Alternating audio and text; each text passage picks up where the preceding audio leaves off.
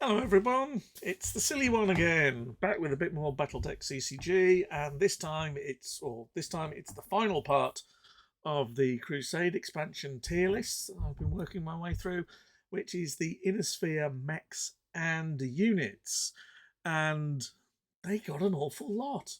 There are 34 units here, and I think in the clan one there was more like 20.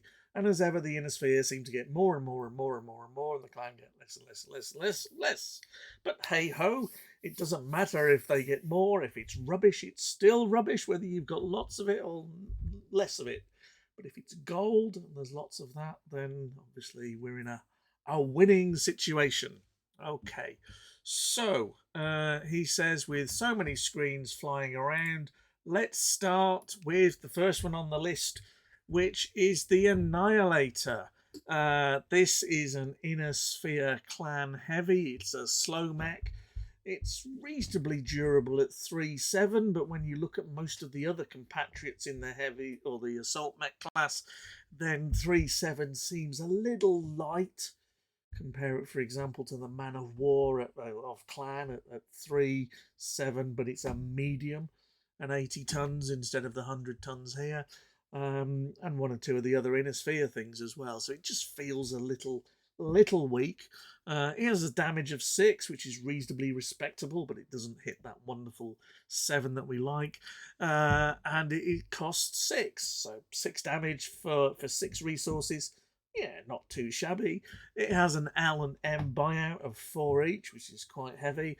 And the ability that it has is Alpha Strike plus 2, which takes that to 8. And with a sharpshooter on top of that, you can get that to 10, which is pretty respectable. But that requires you to invest into T. Good old tactics. And it's that slow that it cannot block unless it is guarding, which is a bit of an inhibiting factor. I think in the right situation, it can be quite reasonable, but you may basically need to build a deck around it. It's not total crap, but it's not total good.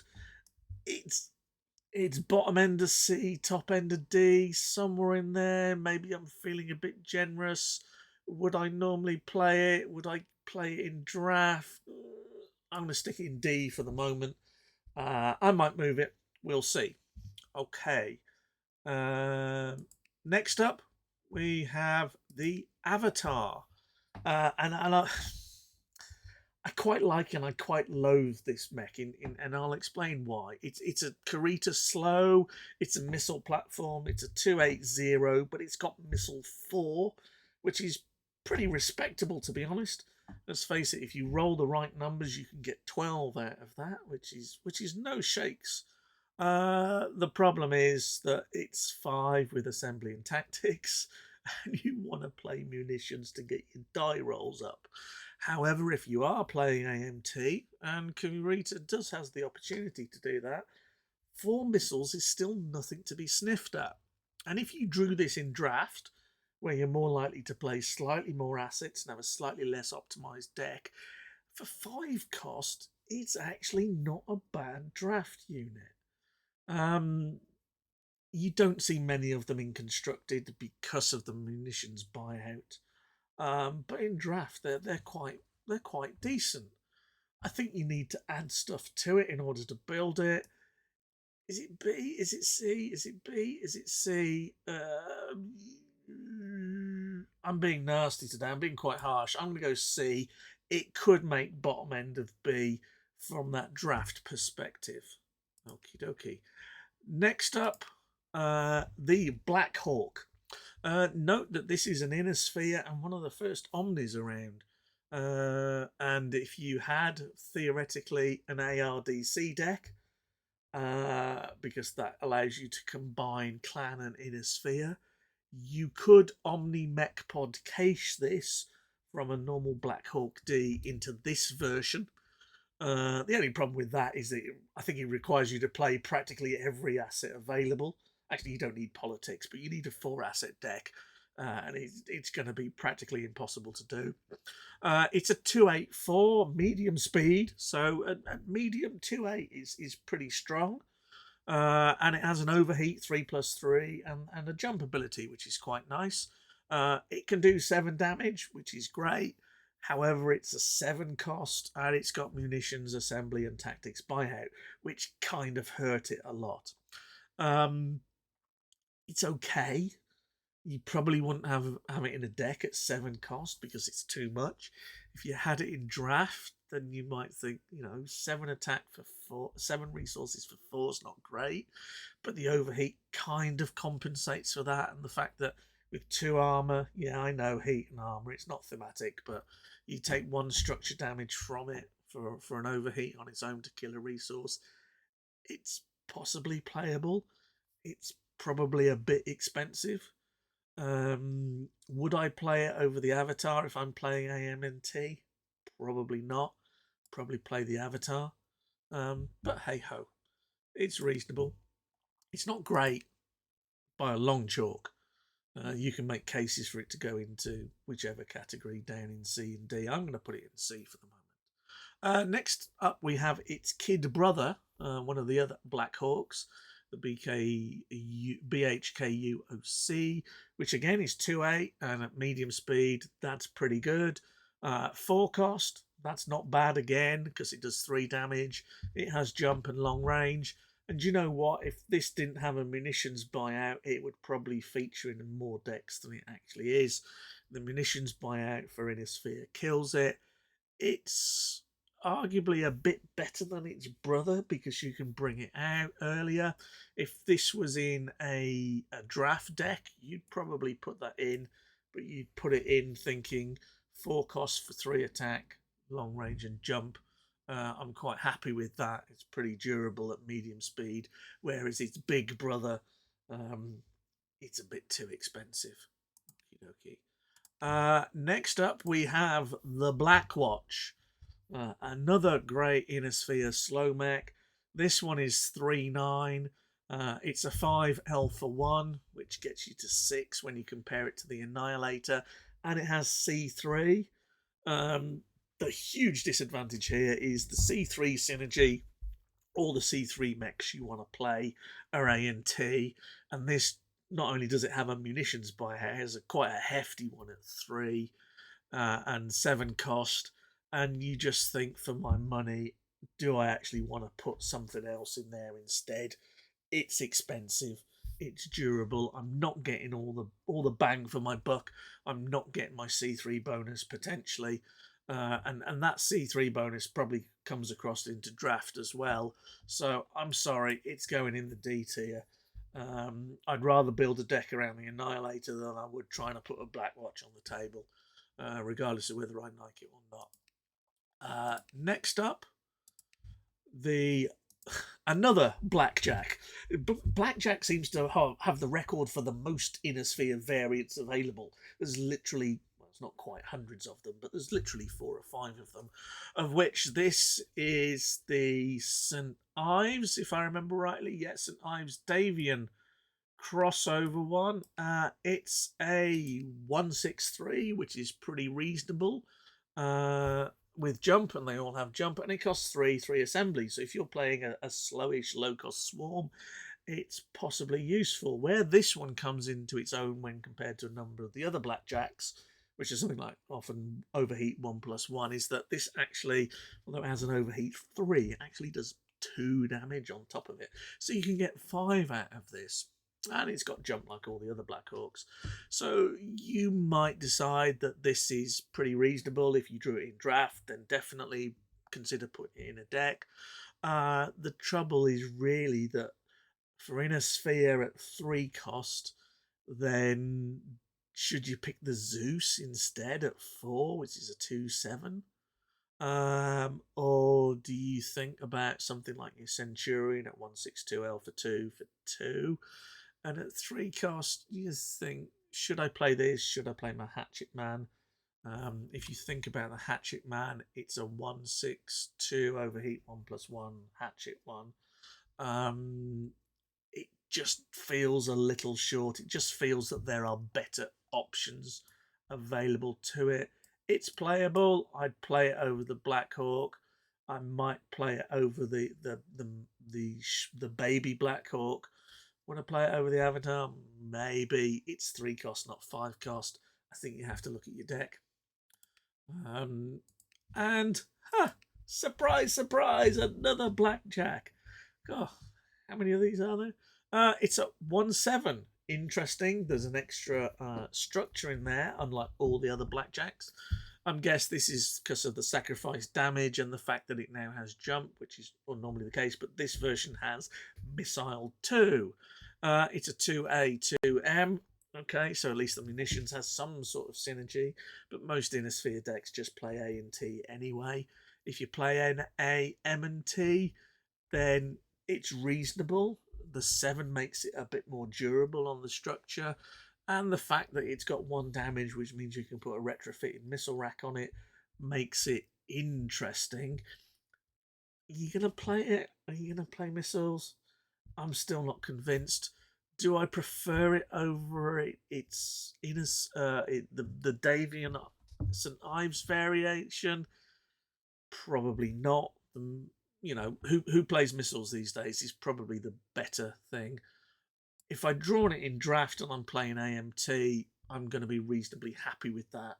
I'm thinking I can send that over and use the missile facility on that. Next up, after we've dealt with the blackjack, we have the Cataphract, which looks like a cross between a placebo and a minion from Despicable Me on legs, with an arm with a laser on it, and it arguably is. But I have quite a soft spot for this one personally. I like the armor and durability on it being 2/6. The 3 damage for 3 cost is quite reasonable. The buyouts of only 1A and 1T on top of the base 3 make paying 4 for it if you're missing an asset quite playable and achievable. And the fact that you can alpha strike it and overheat it for an additional 1 in both cases mean that you can get 4 out of this without too many problems. If the guy thinks you're going to overheat, you alpha strike, and if he thinks you're going to alpha, you over to get the 4.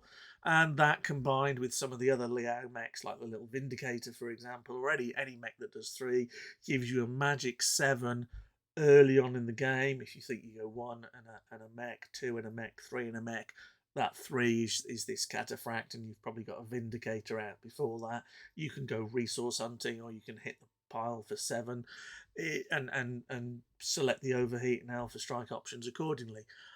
I like it. I know it's slow. I know it can get hunted. It has disadvantages, but I have a bit of a soft spot for it. I'm going to put it B, but I could easily put it bottom end of A. I might tweak it. We'll see. But it's got a lot of good options there. Okay. Next up, we have the Marek MR-5M Cerberus, which is a 310-5 for 8 costs with 4L and 4M. 310, very nice and durable. You're going to have a hell of a problem getting this off the table. The problem is really the 5 seems a little weak for 8 cost. It does have an overheat 4+3, taking the 5 up to 8, and if you get a red line on it, it's 10. But you're paying red line versus sharpshooter. It has anti-missile, and it has long range too, because it's got a Gauss rifle and a particle protection cannon on it. It's okay if you're playing L and M. If you're going to go for the L and M, drop some Saladins, drop some Spiders, double overtime, field construction site, big boost type thing, it's quite reasonable. But would you not just, and it's Marek only, would you not just play the other Cerberus, the 378? Okay, it's not quite as durable, but it packs a much bigger punch. Or even go for something like a gunslinger, which if you double overtime, you only need 1 more resource on it to get out a 310-7 ECM jumper with long range too. So it kind of falls in between all the cracks. And Marek isn't really, or hasn't really got a great deal of L and M units available. It's more the generic stuff. So it falls behind a bit for me. I would put it. I would probably put it behind the Annihilator, mainly because if you're going to improve the damage on it, you've got to redline it, whereas the Annihilator is an Alpha Striking Bunny. The Annihilator is less durable, but then it costs less and is more likely to hit the table. Okay. Next up, we have the Steiner Davian Cestus at 7 1A 1T. Buyouts aren't bad. It's a 296, 7 damage for 6 attacks. Pretty decent. It has jump and long range 1. It just doesn't seem to excite me. 2-9 is quite reasonable. 6 damage feels a little underwhelming. If this was 7 damage like that crossbow A, then you might think this is a lot more durable. Look at the Banshee with the overheat, with a slightly higher cost of 8, if I remember rightly. Let's just have a quick look at that. Banshee, let's get rid of that.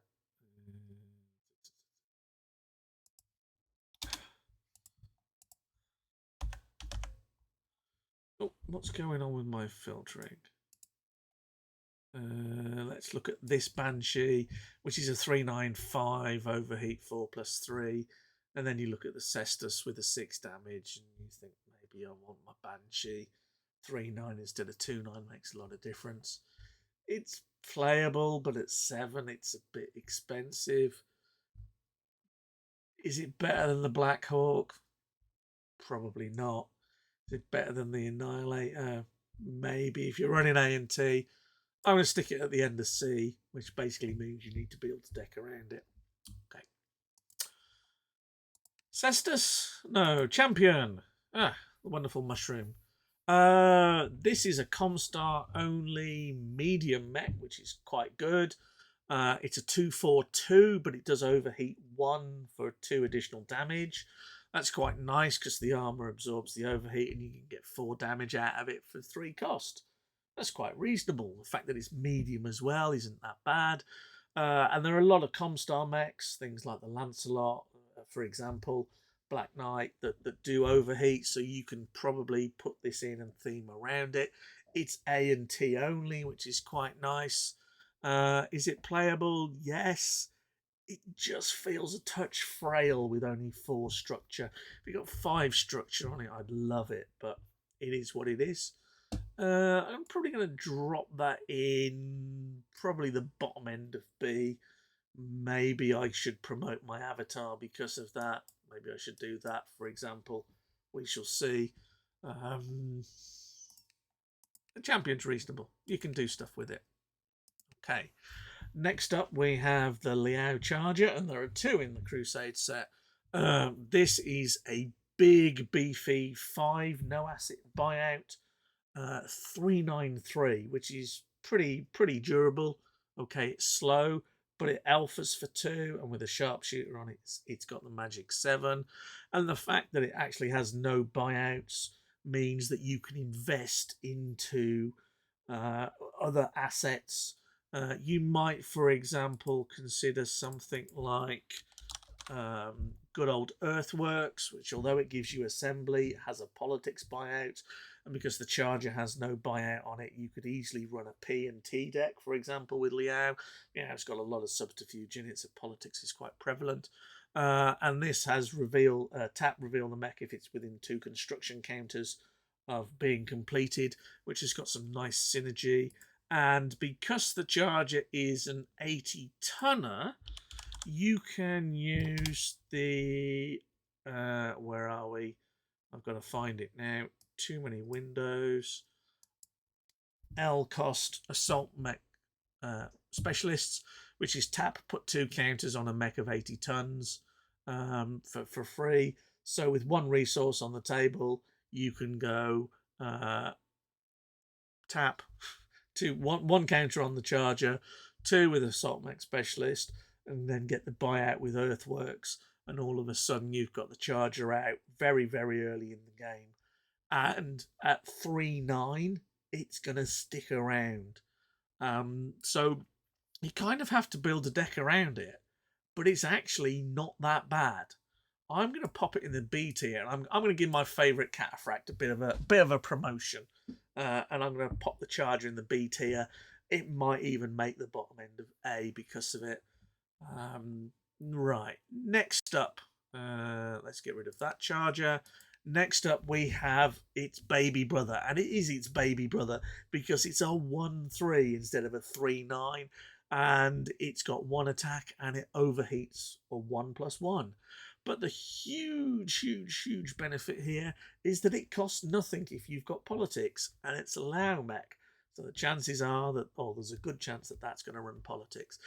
This mech got pulled into the Star League deck because it is a zero cost, and I forgot to mention it's got free deployment, so you can throw these out. That in conjunction with Task Force Serpent, where you went and picked 3 units. You went and picked 3 of these, put them out for 0, 0, 0, and 0. You've got politics in play probably because you've run Task Force. Then you go and pick 3 mechs and just drop them on the table. They're all free, and then you've now got board presence. You've got way more board than you thought for. Okay, mechs on board, and it works really well with the Lao mission Trojan Horse. Scrap your unit, do 7 damage. The fact that it's cost me nothing, and I've now gone and done 7 damage to your stockpile for nothing and a mission card, is pretty good value. It's worked with the Bride Pilot deck because Bride Pilot is good old politics as well, and Trojan Horse allows you, if you Bride Pilot your opponent's mech, to use that and sacrifice that instead of the charger, which means that you can always use the charger for additional damage. My point being that the charger is free, it's disposable, you can run this kind of ploy and play, and if your opponent, or if you're in a certain situation, you can Trojan your charger, or you can bribe their mech and then Trojan that afterwards, and then hit the stockpile for another 2 because the charger overheats. So 2 damage for nothing is pretty crazy. The free deploy is pretty crazy. And at 1-3, it's actually quite durable because you need 4 damage to kill it, which isn't very common early in the game. Pulling a couple of these, you can get some early hits in, even get a Guardian, or a blocker in play. It's pretty spicy for what it is. I know it doesn't seem an awful lot, but in competitive decks, that speed is important, that free deploy is important, and it just is very useful.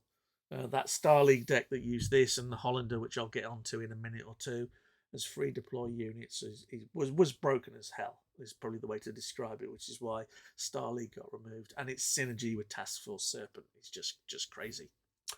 Okay, so next up, Cyclops, the 5-cost version with 2A, 2T. It's 3/6, which is reasonably durable. Maybe you might want something a little more. Maybe you're looking for a 3/7, really. It's got 4 attack, which is quite nice. Long range 1 and C3. Problem for me is that C3 gives it +2, so it doesn't achieve the magic 7.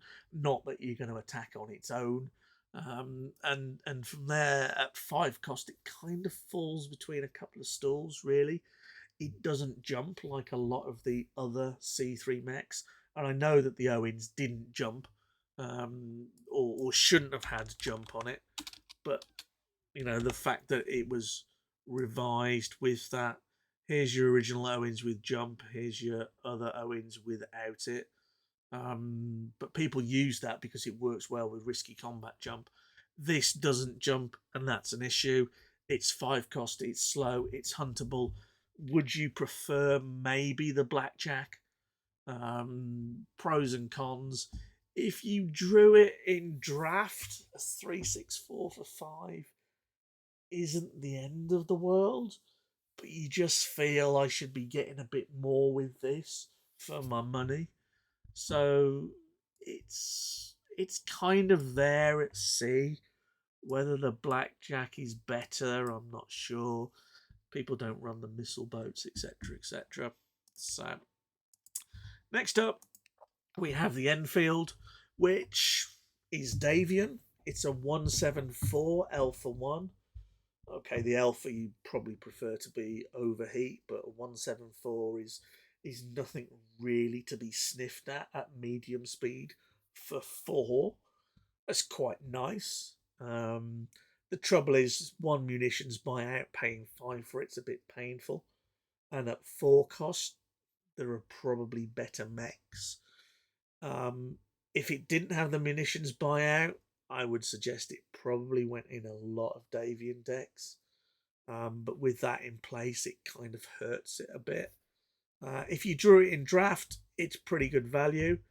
I would probably put it just above the Black Hawk with 3 damage, because the Enfield does 4, and you can alpha it for another if you need to. Just for that 4 and the flexibility on it. But both of them are reasonable draft picks. And the other thing to say with the Enfield, if you're actually collecting, is it's rare and hard to get hold of in that respect. So next up, we have the Comstar Exterminator, the EXT4A, which is a 272 medium. Nice medium, good durability on it at 2.7.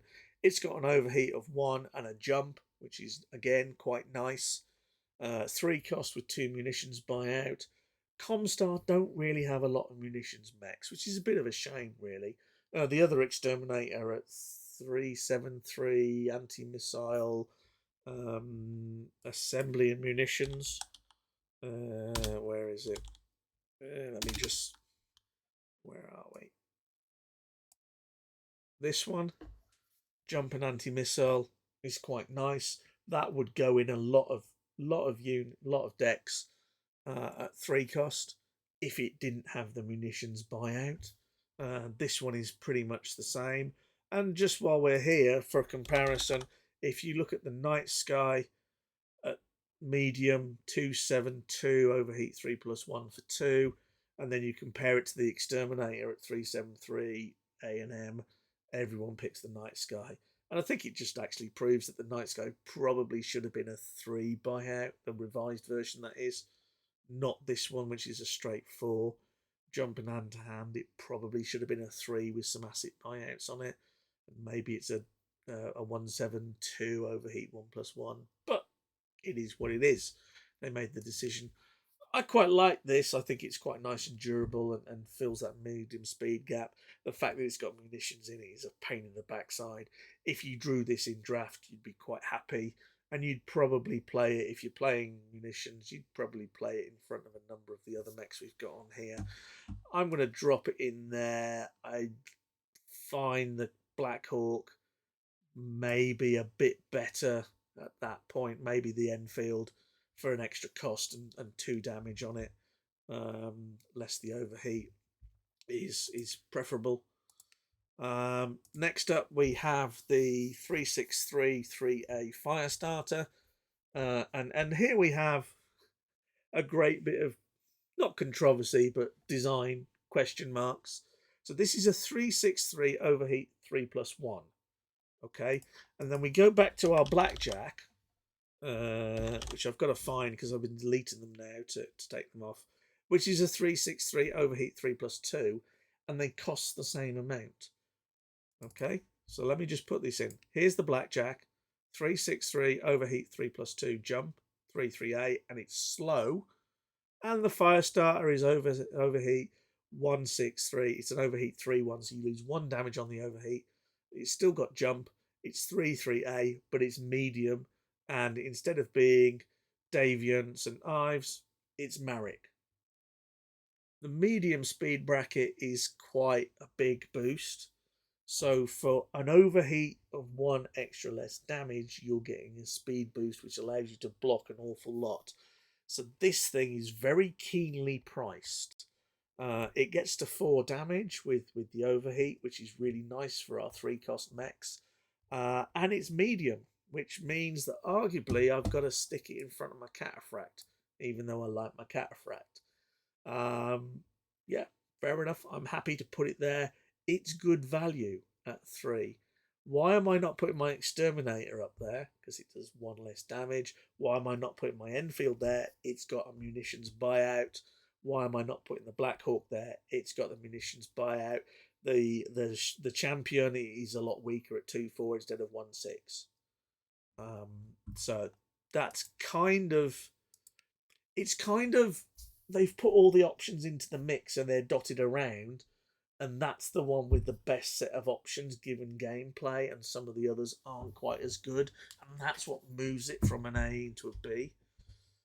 So let's take that one out, and we are left with the Fury, which is a 392 tank, 31M.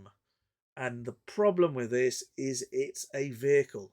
I must admit, I'm not overly convinced with the art.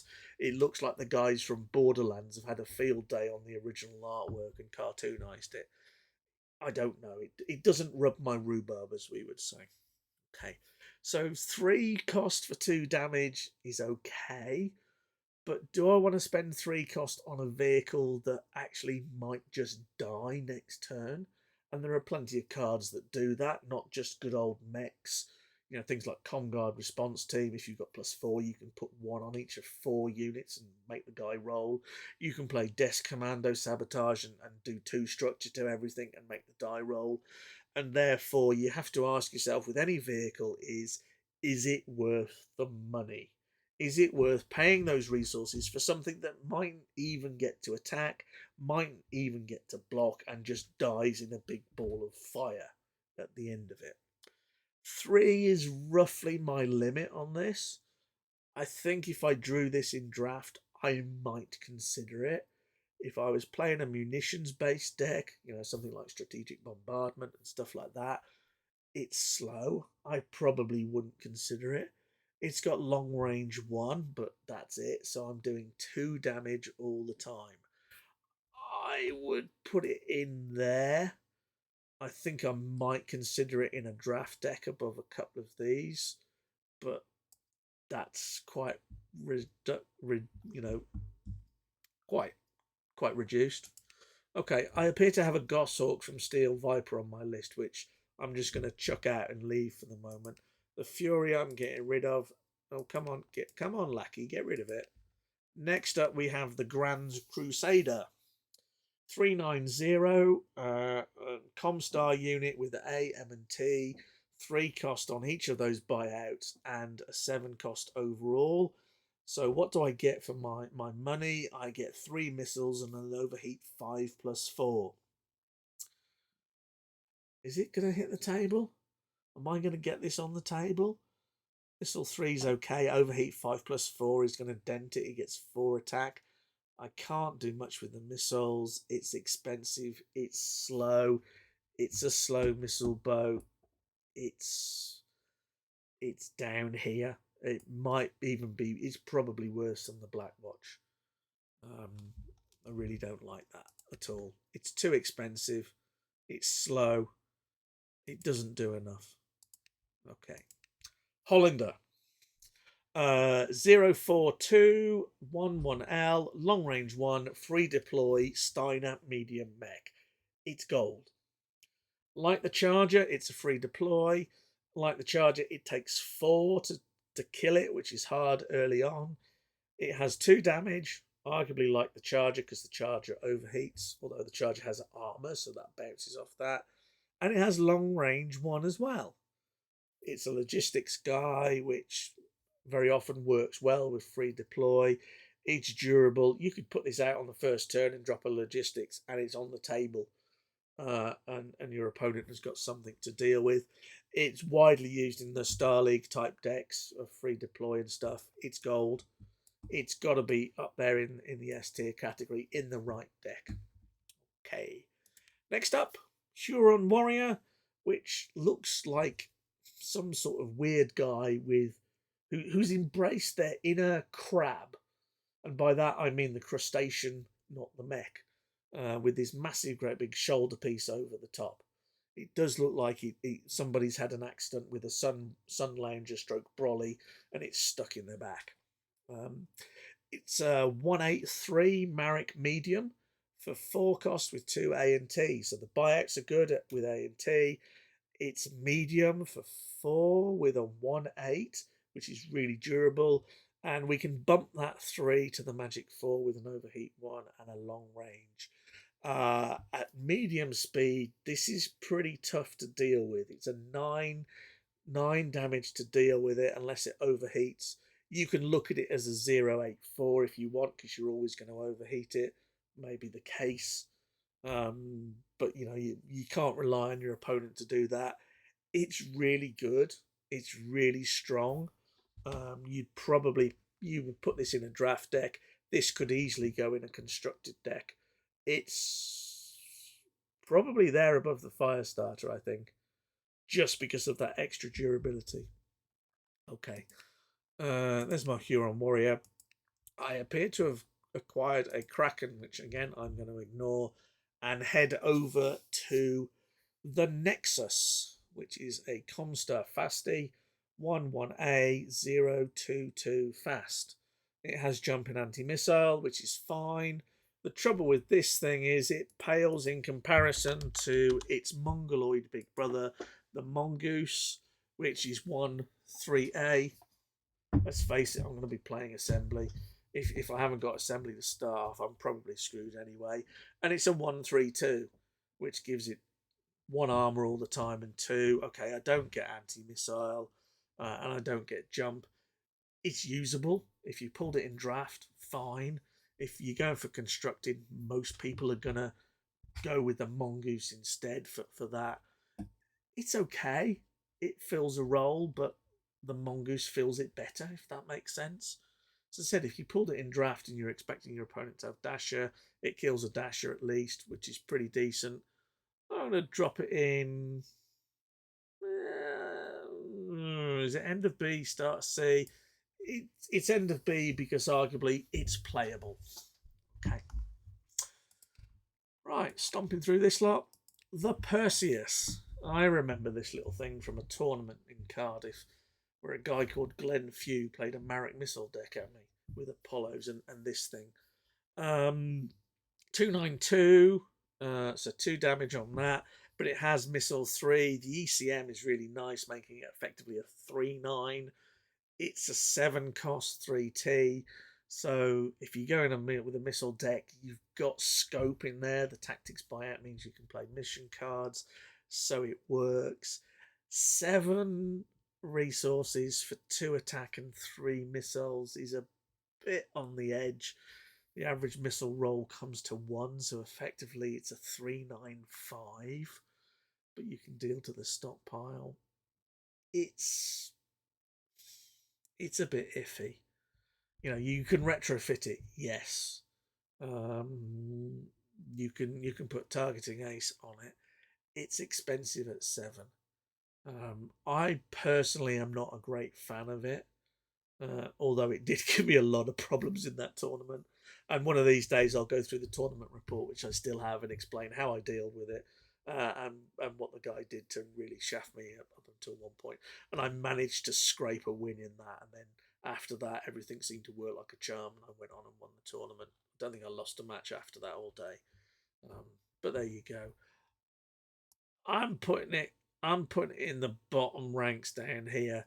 I think if I had to pick something out of this lot, maybe I might pick the Black Watch above it. I might pick the Fury because it's cheap mech. I might go with that. I'd definitely pick it above the Grand Crusader because I think for 7, it's a bit more durable and you've got something you can work with. Whereas I don't think the Grand Crusader, there's much there to do with it. Okay. Next up, a couple of Raptors. 1-1A, Davian Kurita 032 fast. This is quite useful now if you're playing a Davian only deck.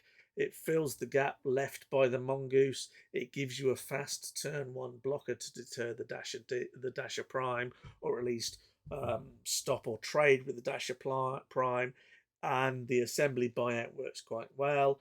You might say, do you know what? I'm not quite so worried about Dasher Prime these days. Maybe I'll play with Spectres and other things.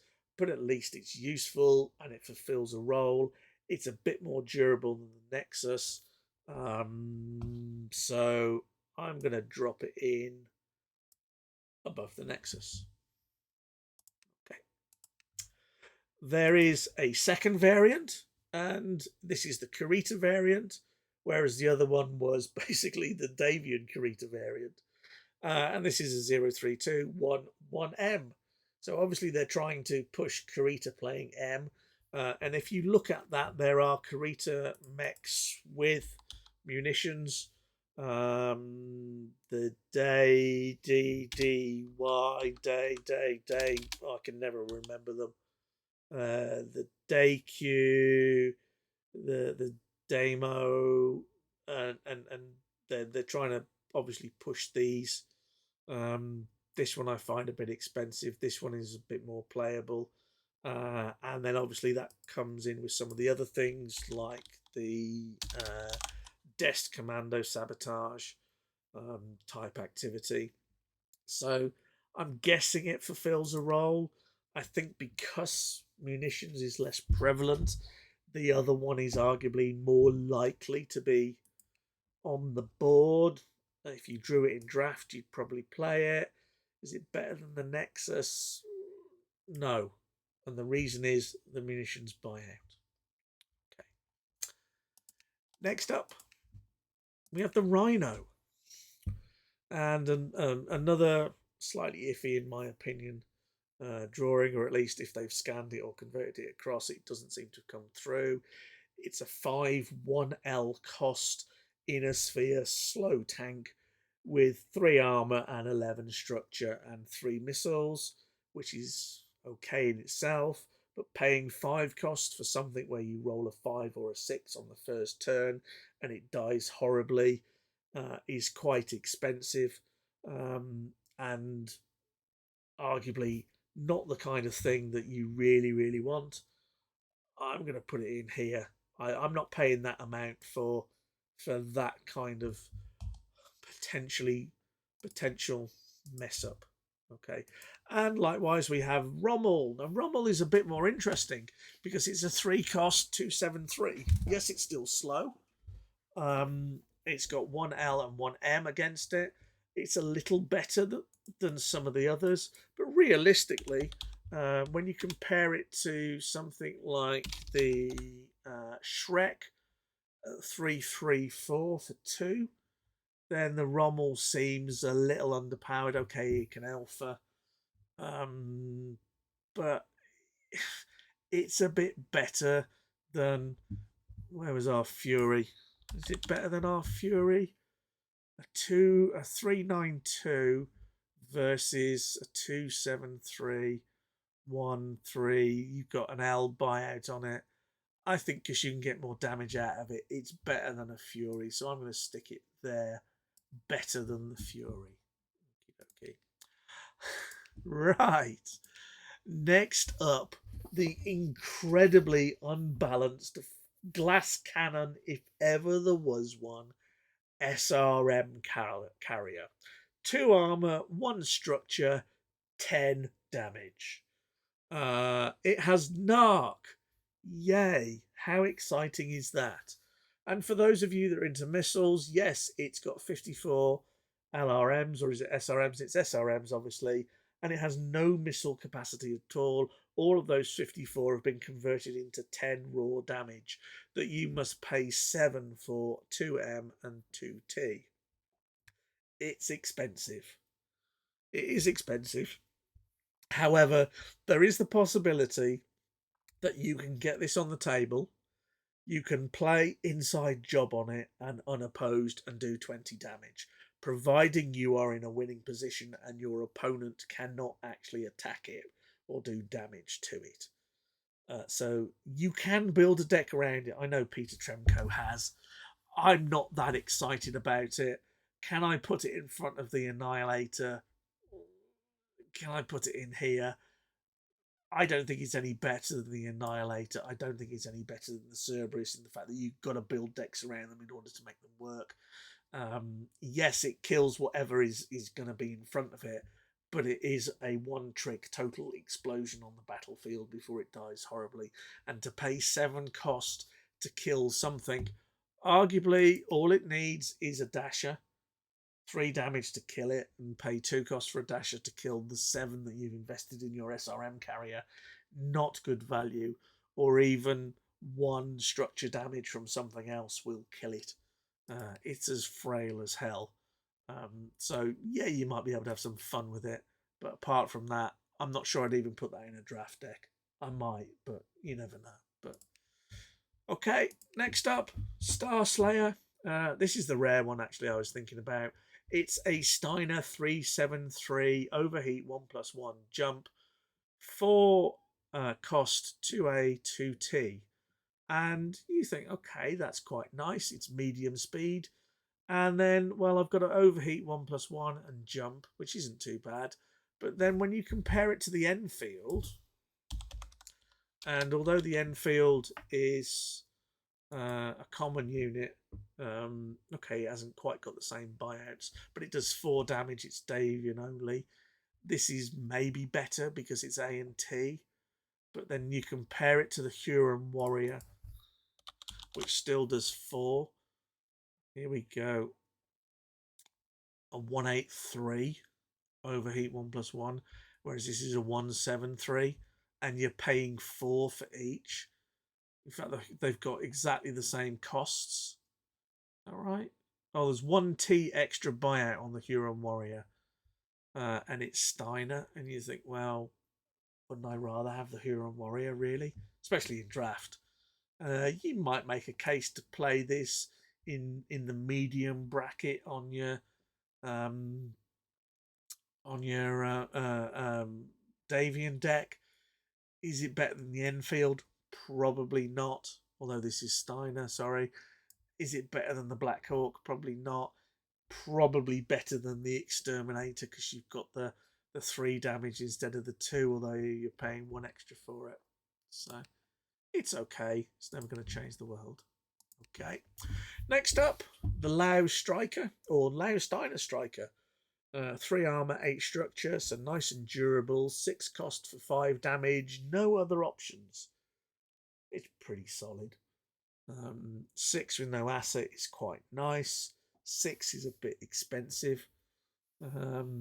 Would I pay for it over some of the other units? Yeah, maybe. Would I pay for that over the Cestus?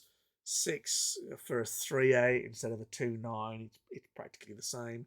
The Cestus has got jump long range and 6 damage. This does 5, but you're paying less cost. You could probably get this out early with no buyouts. It's okay. It's never going to change the world. It's there. I'm putting it above the Cestus because of the lack of buyouts. Yeah, you can probably understand there's no actual science behind any of this. But hey ho. Okay, next up, the big Steiner beastie with the Thunderhawk. The 12 cost with 2 assembly and 2 logistics buyout. Shame about the buyouts because they're a little awkward to work with. But 4, 11, 8, overheat 1 is really nice. And because this thing has 3 Gauss rifles, it shoots 3 through with long range. If you build a deck around this, then it works really well. Double overtime in there. The problem is the asset buyout on that. It's a little fiddly when you compare it to things like your Cerberus 378, 83L, and arguably your Pillager. So let's just look at the Cerberus. That's the Marek one we talked about. This is the generic Cerberus here, 378 with an L buyout. And when you look at the Pillager, then it's L and M buyouts for a similar stat line, 311.8, although it doesn't long range 2. Long range is 2, not 3. And you think there's a little more synergy with L and M, whereas the Thunderhawk is probably more aligned to an ALT deck. And it being Steiner, it's bare of McKinsey Hammer, the McMallet food. Put a McMallet on this and attack, and then untap and attack again. Is probably the fun thing to do with this. You're going to have to probably get double overtime down to build it, or maybe the assault mech specialists, etc., etc. Is it playable? Yeah, in the right deck, you've probably got to build stuff around it. It's painful when it hits the table. You've just got to get it on the table. That's quite tough. You can build a deck around it. It's going It's going, is it going C? Is it going B? It's not going A. It's probably going B, and I'm probably going to stick it about there. If you build the deck around it, then you can make that work. Okay. Next up, the very often missed out, unrecognised, well, not unrecognised, but often missed out War Dog. 7 cost with 3 tactics, which is not too bad. But it's 295 with ECM, so effectively it's a 395. Long range 1 and anti missile. 7 damage for 7 cost for 5 damage is a, excuse me, the best value for money. It's playable at 7 though. You can pull this in draft with a single T buyout on it. You could put this on the field and ECM 2-9. It's quite difficult to get rid of it. So if this was a draft case, yeah, I could see it being played. It's got the right kind of stat line to play in there. Whether you'd play it above the Cestus and the Striker, it's very debatable. I think that's all down to your choice. I think the ECM probably is just shading it over the extra damage, but that's down to personal preference. You could put those in any order. You could stick them all together, and I wouldn't probably argue too much. Okay, next up, we have the Baby Wolfhound, the WLF 1. It's a 252, overheat 2+1, Davian and Steiner mech for 1A, 2T. Now, 1 cost for 2 damage is pretty good value. 1 cost for 3 damage is even better. So the amount of bang you are getting for your buck with this is really good. The overheat 2 does hurt it a little. If you compare it to its bigger brother, in cost, the 2 version, it's an overheat 2+1, but it does 3 damage. This one does 2 damage, but that's a 3. This is a 1 cost. Okay.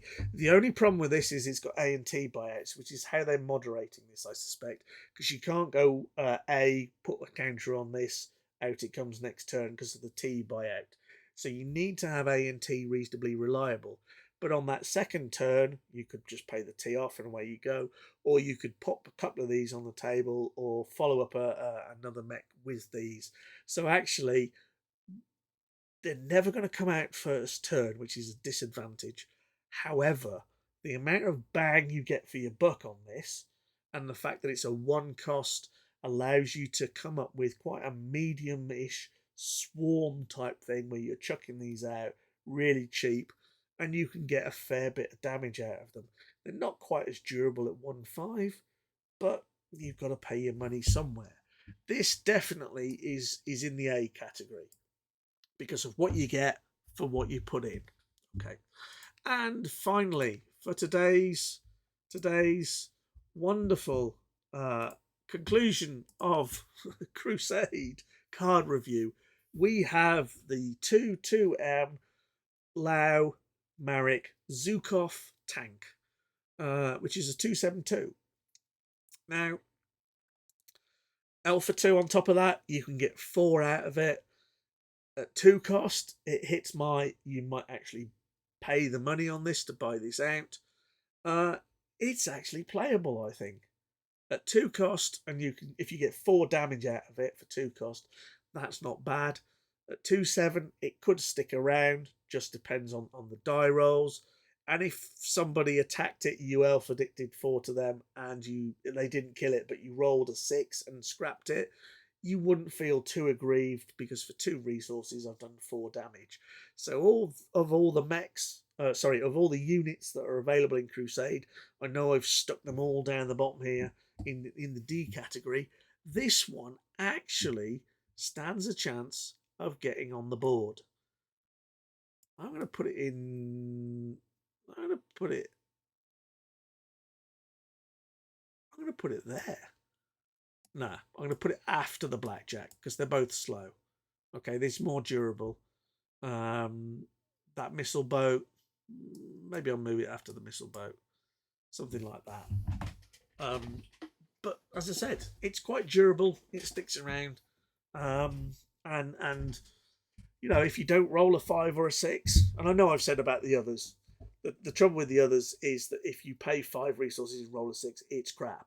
If you pay 2 for this and roll a 6, it's not the end of the world. You don't feel too aggrieved. You know, it's the Clint Eastwood. Do you feel lucky, punk? How are your die rolls today, etc., etc. So there we go. 2 absolute S tier units, both of them unsurprisingly free deploy. The A cost units in here give you numbers of options. They give you a lot of value for the units that they are. They are durable. They stick around. For what they cost, they deal a good amount of damage. The B units probably need a little support or a bit of a deck building around them. They are generally well priced and allow you to achieve certain things or give you good value for money. C is probably just more good value for money. Some of these can be a bit awkward. For example, the A and M blackjack, you know, the missile boat. If you're going to go missiles, then do you include it? Do you include M in it? You know, in sphere deck, etc., etc. So they're a little more awkward to play with, or they cost a bit too much for the general stuff. And then the D tier, they are awkward to play with. They cost too much, or they are not survivable, or they're going to die quite quickly, or they don't give you enough bang for your buck. You can probably make cases to move an awful lot of them from one area into another. That's your personal opinion. It's all down to how people play and styles, etc., etc. But I don't think I'm too far off on that. As I said, you're welcome to your own opinions. You might move some of them. And if that's the case, please do so. Please go and play with them and find out whether you like them or not. If you disagree with me, I'm quite happy to discuss that with you. Not that I particularly want an argument or anything else, but I'd like to understand where you're coming from, you know, and how you play it. As I said, I know people that like SRM Carrier because they can put it on the table and dish out an awful lot of damage.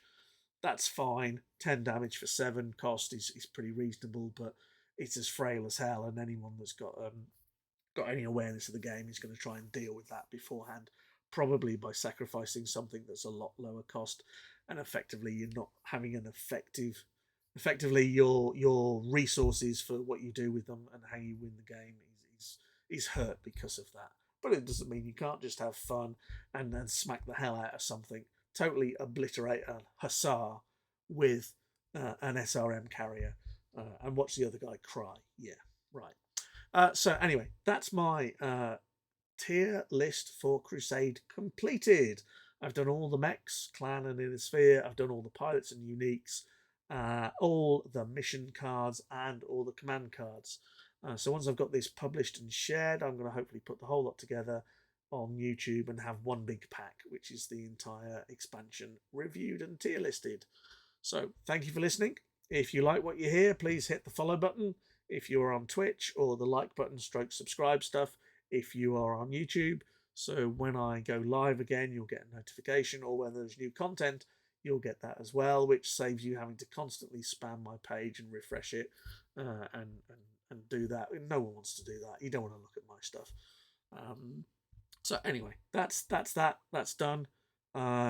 Next, got some batchel stuff. I think is the next bit of plan. Maybe the odd deck here and there, but that'll be for next time.